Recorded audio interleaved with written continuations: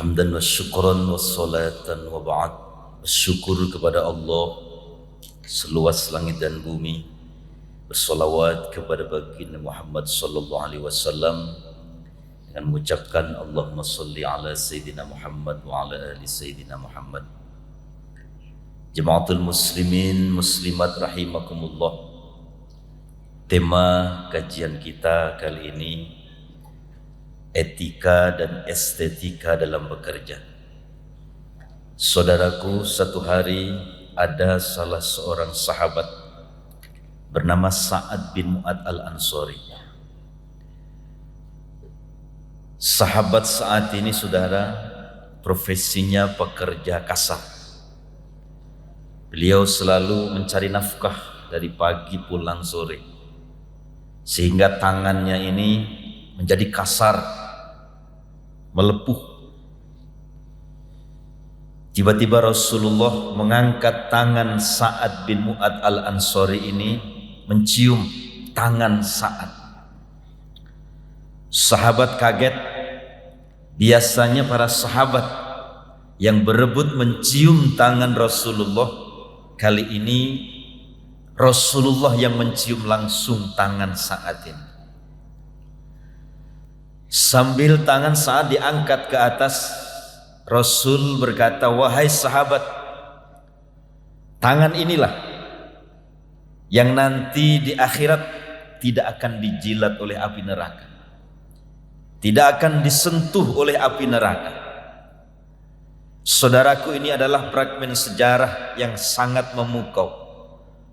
Betapa Islam sangat menghargai pekerja yang keras, pekerja yang profesional. Karena agama Islam sangat mengharapkan kita sebagai insan ini menjadi hamba yang punya etos kerja, semangat dalam bekerja. Saudaraku, salah satu keberkahan di tempat kerja kita, ketika di tempat kerja kita itu selalu ditegakkan nilai-nilai sendi keagamaan dengan baik. Ketika agama ini melandasi kecerdasan spiritualnya, melandasi kinerja seseorang, maka akan melahirkan yang namanya nizamul amal, etika dan estetika dalam bekerja. Saudaraku, yang pertama, seseorang supaya kerjaannya itu ada nilai ibadah, kira-kira begitu. Pertama adalah ikhlasul amal, ibu. Bekerja mesti ikhlas. Bekerja hanya karena Allah, iya. Saudaraku, bekerja hukumnya wajib.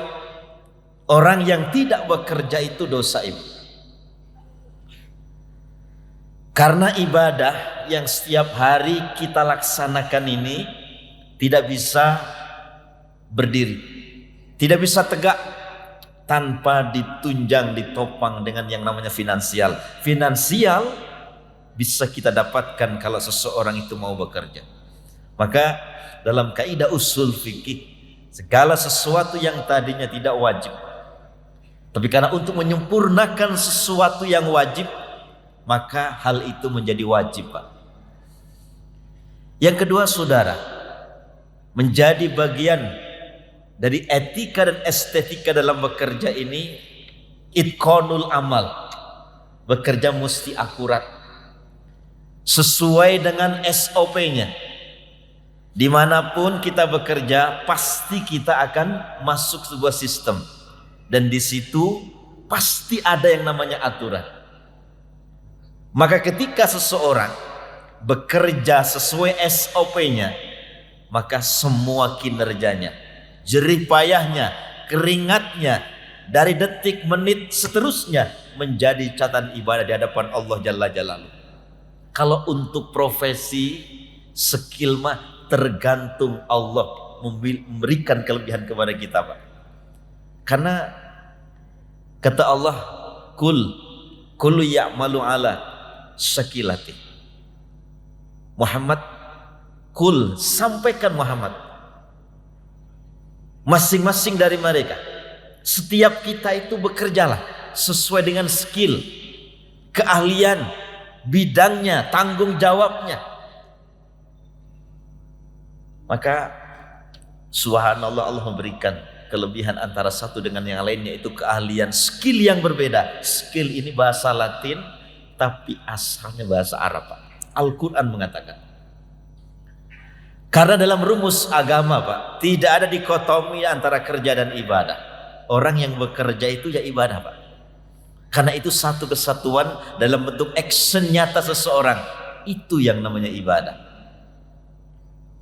Saudaraku, sahabat Nabi itu, Ibu, tidak semuanya terjun menjadi ulama. Tidak semuanya terjun dalam bidang agama. Abu Bakar Siddiq itu, Ibu, terkenal dengan diplomat handal, Pak. Dalam rangka menjemput keberkahan hidup, Abu Bakar Siddiq menjadi diplomat handal. Dan ini bisa kita tiru. Ketika anak kita bercita-cita maksimal ingin menjadi menteri luar negeri, boleh. Ada sahabat itu, Pak, yang profesinya menjadi guru yang jenius, Sayyidina Ali karramallahu wajhah. Beliau menjemput keberkahan hidup menjadi guru karena ilmunya luar biasa. Kemudian ada yang ketiga, Pak. Dalam rangka menjemput keberkahan hidup, ada Abdurrahman bin Auf, menjadi orang yang kaya raya. Manajemen bisnisnya luar biasa, pekerja keras. Dan ini bisa kita tiru, Pak. Bahkan ada yang keempat, Bilal ini dalam rangka menyebut keberkahan hidup dengan tenaga, Pak. Tidak melalui harta, tidak melalui jabatan, tidak menjadi guru, tidak menjadi orang yang kaya raya lewat hartanya, tetapi lewat tenaga. Bilal menjadi tukang azan. Saudaraku, yang terakhir, agar aktivitas kita itu, Ibu, menjadi ibadah, ar-ridho wal qanaah.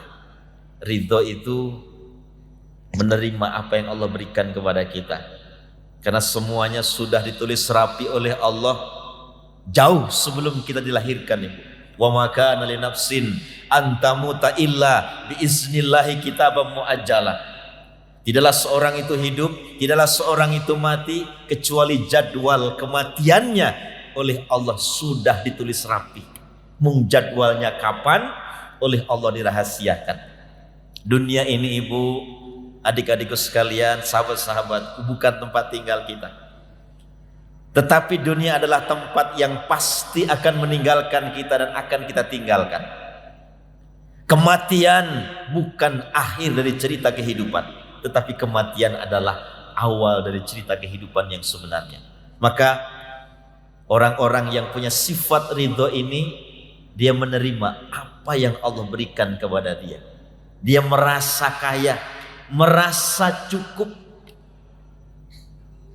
Saudaraku, wal qanaah. Qanaah ini hidup sederhana. Bukan berarti tidak mau mengadakan evaluasi ketika tempat kinerjanya, tempat kerjanya ada sesuatu yang tidak beres, bukan seperti itu. Tetapi sifat qanaah ini untuk membendung hubbud dunya, cinta dunia, konsumerisme yang berlebihan. Karena namanya manusia itu, Bu, diberi berapapun dunia ini gak akan puas. Andai jurang yang begitu dalam diisi dengan emas berlian diberikan kepada manusia, niscaya dia akan terus kurang dan kurang. Maka ar-ridho wal qanaah inilah merasa cukup dengan apa yang sudah Allah berikan kepada kita. Karena kita punya mau tapi Allah punya bisa. Allah akan kasih apa yang kita butuhkan, bukan apa yang kita inginkan. Mudah-mudahan di sisa umur yang Allah berikan ini senantiasa kita terus dibimbing oleh Allah. Memang kita sadar hamba-hamba yang berdosa, hamba-hamba yang zalim, hamba-hamba yang tidak lepas dari yang namanya dosa. Tapi teruslah memohon kepada Allah At-Tawwab, Allah yang maha menerima taubatnya hamba yang berulang-ulang. At-Tawwab. Maka jangan ada kata putus asa. Mudah-mudahan Allah memberikan yang terbaik. Allahul muwaffiq ila aqwamit thoriq. Wassalamualaikum warahmatullahi wabarakatuh.